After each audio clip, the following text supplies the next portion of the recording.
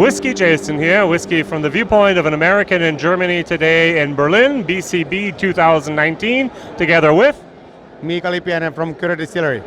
Kyrö. I learned how to say that. Very good. What was it? We believe in rye. What was your slogan? In rye we trust. Yeah, exactly. In rye we trust. Exactly. Very good. Very good.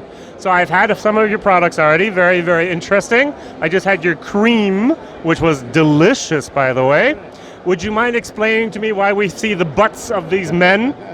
Well, when you start a distillery, you got to be all in, man. Yes. It's you have to suffer for your art.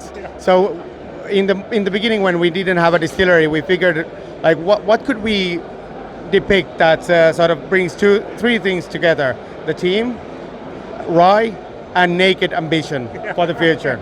And well, it became very literal. And we run in the rye, 12 takes. Rye cuts you like hell, but you just push through.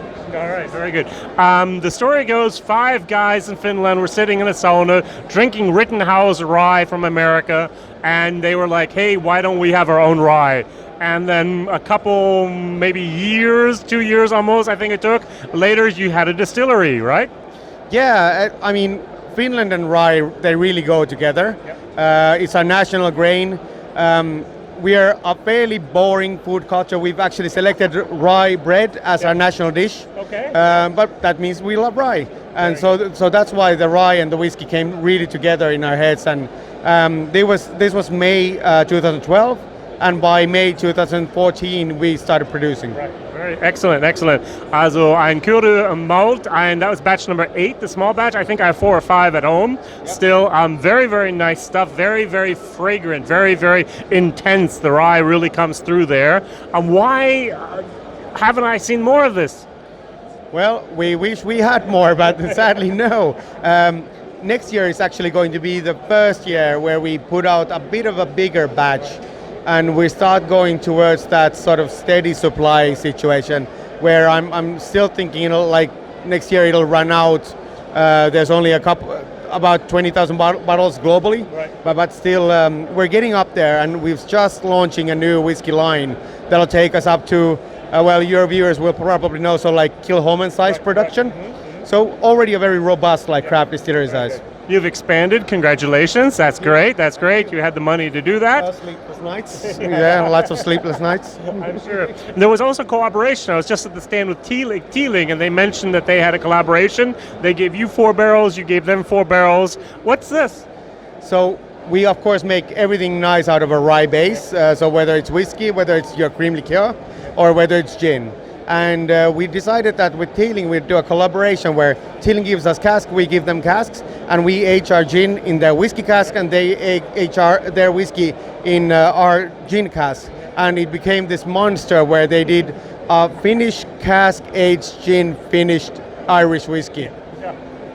Horrible, but tastes good. But it tastes good. That's great. That's great. So, what markets have you actually entered? I know you're in Germany limited, Europe limited. Have you made it to the States? Have you made it to Canada? Have you made it to Australia? Where are you? Where can we buy your limited products?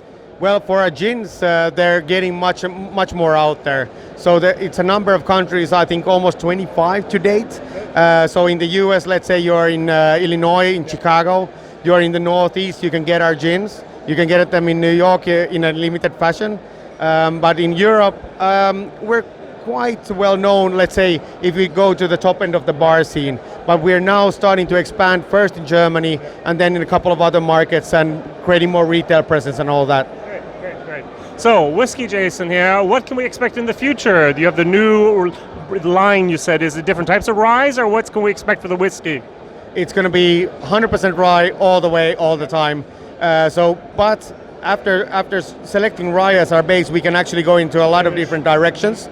So we produce currently a lot of single malt rye, and then we've got a interesting take where we use a traditional Finnish smoke drying method of smoke drying rye to create a smoky rye whiskey, again 100%. So I think that'll be really interesting for your fans and our fans as well. All right, good.